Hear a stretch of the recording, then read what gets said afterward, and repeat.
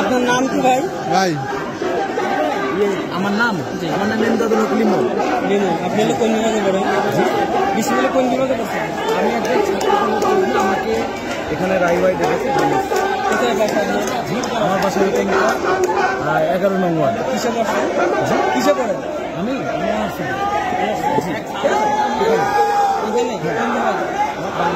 আপনি বললেন যে এখানে ছাত্রের কর্মী হিসেবে আসছেন। কর্মী হিসেবে তো এসেছি, এখানে কর্মী হিসেবে এখানে আসছি। কোন বিভাগে পড়ছেন?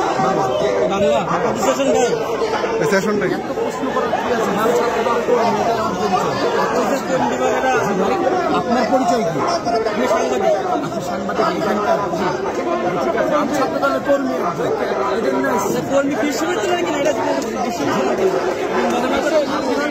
আপনার কেন জানা লাগবে সেটা বলবেন। আমি তো বললাম ছাত্র দলের কর্মী, এখানে কর্মীরা আবার আসলাম। ঠিক আছে।